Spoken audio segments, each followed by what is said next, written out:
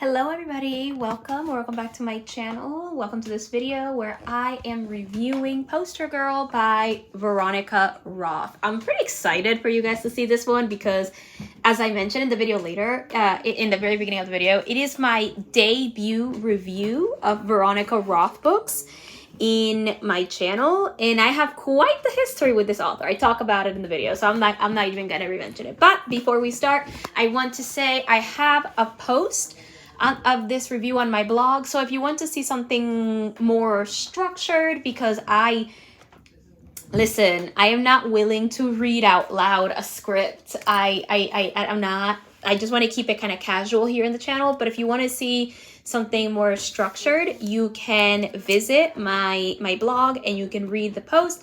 And hey, while you're there, consider subscribing. That I don't just do reviews on my blog. I also share some of my creative writing. So if you want to see that, definitely go to that. My second thing is check out the description where you'll find links to my regular series on the channel, such as this one, Blind Reviews, and you can find links to all my series. So if you're interested in any of my video series, you'll find the playlists in the description. Last but not least, consider subscribing to my channel and turning on notifications. Make sure they're like on. That way you can be notified as soon as I release videos.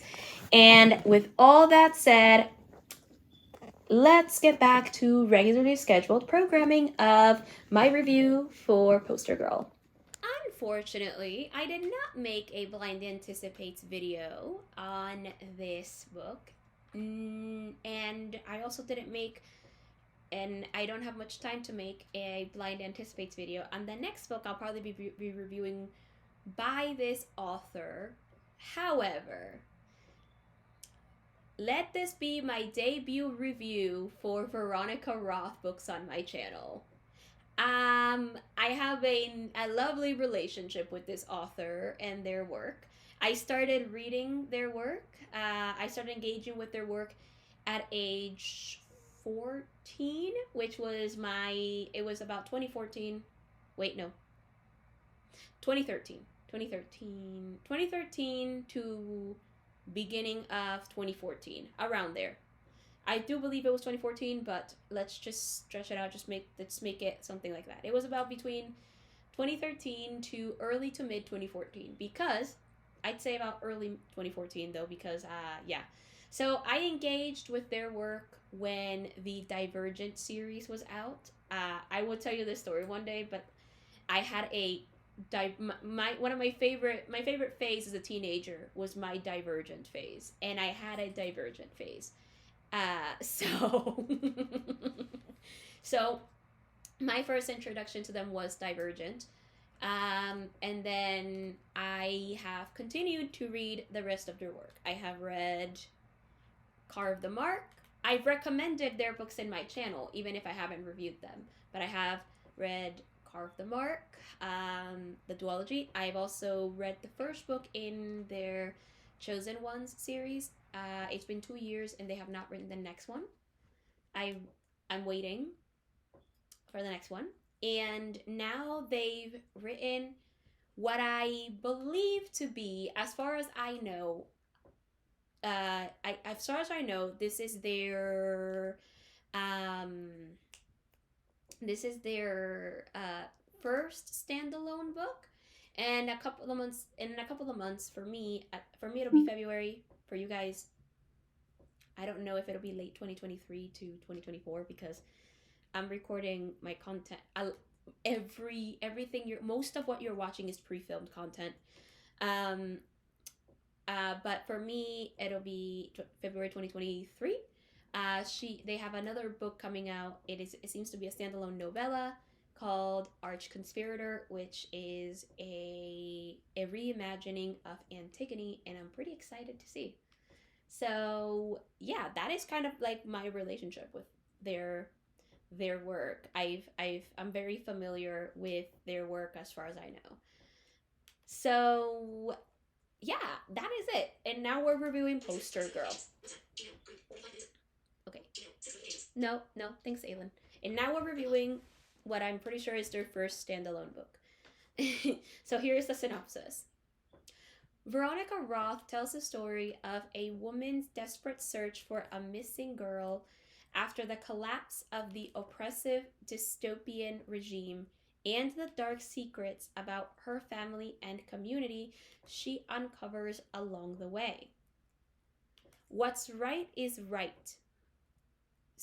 Sonia Cantor knows this slogan. She lived by it for most of her life. For decades, everyone in the Seattle, Portland, no, what's the notifications? Okay. Megalopolis lived under it, as well as constant surveillance in the form of the insight, an ocular implant that racked every word and every action, rewarding or punishing by a rigid moral code set forth by the delegation. Then there was a revolution. The delegation fell. Its most valuable members were locked in the aperture, a prison on the outskirts of the city, and everyone else, now free from the insights monitoring, went on with their lives. Sonia, former poster girl of the delegation, has been imprisoned for 10 years when an old enemy comes to her with a deal. Find the missing girl who was stolen from her parents by the old regime and earn her freedom. The path Sonia takes to find the child will lead her through an unfamiliar, crooked post-delegation world where she finds herself digging deeper into the past and her family's dark secrets than she ever wanted to. With razor sharp prose, Poster Girl is a haunting dystopian mystery that explores the expanding role of surveillance on society and inescapable reality that we welcome all too easily. Okay, let us begin with the prose. The prose is kind of what I expected from a Veronica Roth book, which means it was good, at least for me. It's good. So it is kind of what I expected. I expected it to be great, and it was. I also expected the limited point of view, the limited third person point of view. Now, expecting it doesn't mean, I don't know, it doesn't fully mean I love it. It just means I expected it. I don't have a problem with limited, with third person limited. Have I utilized it? Actually, yes, I did, to a point. I'm pretty sure I have utilized it in my own writing. I don't have much of an issue with third person limited. I just always prefer books with a more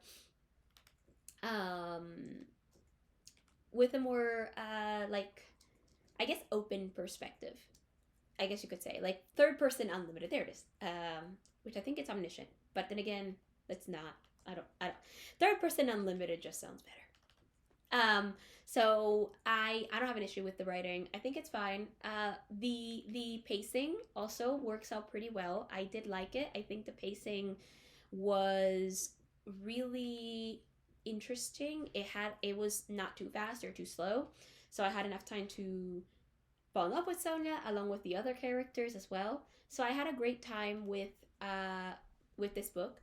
I found the pacing to work. I found the writing to be great. I think the themes were explored well enough. I think the messaging makes sense.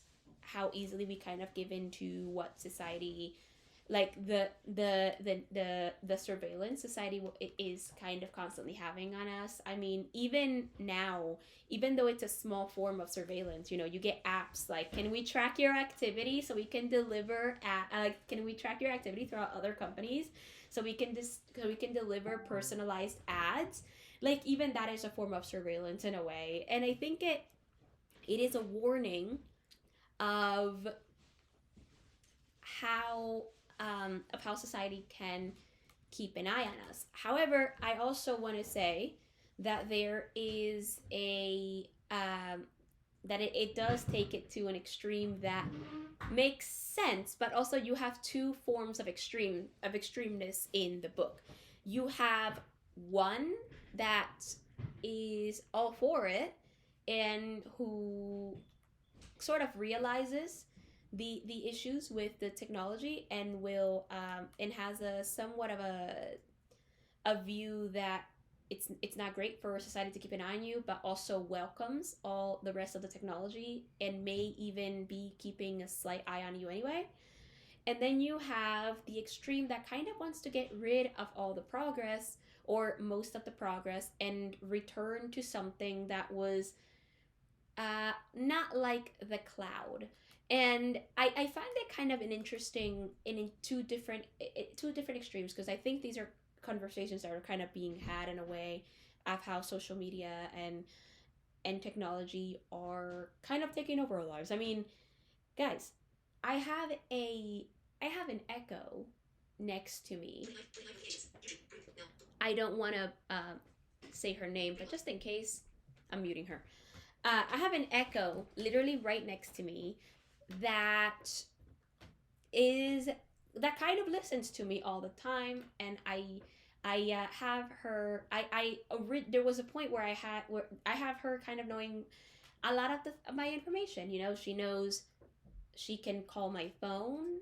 She can pick up, but she can definitely call my phone. I can call other people. She does have my phone number. She has my contacts. She has my email information, my calendar information.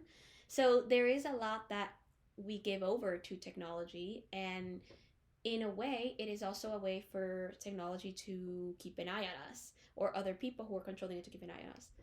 um, and then of course you have the other extreme where you want to give up some of that progress, and get rid of some of that progress, which either way is not good. There's no happy medium. So what's interesting about this book is, though it doesn't try to give you a happy medium, you have both extremes. So it's not trying to give you a happy medium. And I found that to be kind of interesting, where it does it because it's not giving you a happy medium. I like that it's not giving a happy medium, and that it's kind of just letting you kind of decide what form, what you want to do, and how you want to do it, and how you want to interpret it. So I appreciate that it's not giving a happy medium. It's kind of just giving you both sides, and then you decide from there. Other things I did want to say, that there is a very heavy emphasis on conditioning and how society rewards and punishes behavior. I think the exploration of this was also very interesting. Even I think even if it's not constant, we are still, to a point, society still does try to condition us to conform and behave a certain way, even if it's not always heavy. So I think that the conditioning theme in this book does show the worst parts of it, and I think it displays them quite well. So definitely an interesting theme to explore. And there was a bit of a romantic arc in this story. I was not fully into this, which is interesting because it is the first Veronica Roth romance in memory that I recall that I didn't fully like. I think because we didn't have enough time to fall for the romance, to feel anything different about this romance. So I wasn't really into the I really wasn't into this romance. I If this thing didn't have any romance or any romantic plot line, I would be very happy. I wasn't really into it too much. It was fine, but it was fine. It was just fine. There was no there's just very little interest in this. It was fine. Um that's all I have. It was fine. It wasn't great. In conclusion, I do like the story. Um I think it was interesting. I think it had a good story, and I think it had a I think it had a great I think it had a great story and a great it just had a really interesting message to deliver, and I think it did it quite well. And it's interesting because it was a 288-page book. I'm pretty sure Veronica Roth's books are usually much longer, which is why I was a little surprised when Arch Conspirator had um, a shorter length as well. So yeah, that those are my thoughts. If you have read Poster Girl, let me know your thoughts in the comments. I'd love to discuss. I think it'll be an interesting conversation. Hey, thanks for watching. I hope you enjoyed today's review. As I said in the beginning, I do have a blog post where I have a more structured review. So if you want to read that, feel free to visit the description where it will be linked. And while you're there, consider subscribing to my blog. I do reviews, but I also share my creative writing. So if you're interested in that, that's where you'll find it. Also, consider visiting the description to see my video series, including this one, Blind Reviews. But if you're interested in just, my series, you'll find them in the description. You'll find the playlist there. Last but not least, if you enjoyed my content, consider subscribing and turning on notifications. That way, you'll be notified every time I release a new video. And yeah, thank you for watching. And until my next video, consume stories. Bye.